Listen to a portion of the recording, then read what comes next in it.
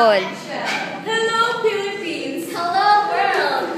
This is PSN News. For the headlines, there is an increased number of West students as of this month. So here is Jam for more updates. Jam. Hi Gladys. So it's been a year since the news of kidnapping children was aired for Fresh Organism, and most incidents were at the depressed areas. Children was taken at ages 3 to 6 years old. So here is Miss Nafura, and she's been looking for her son, baby. So how long is she looking for your son? So how old is he?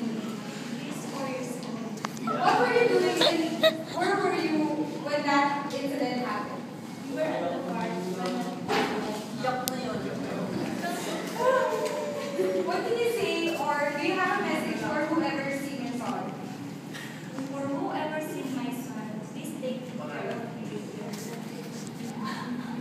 So Gladys, BPA is one of the 8 missing children for this month.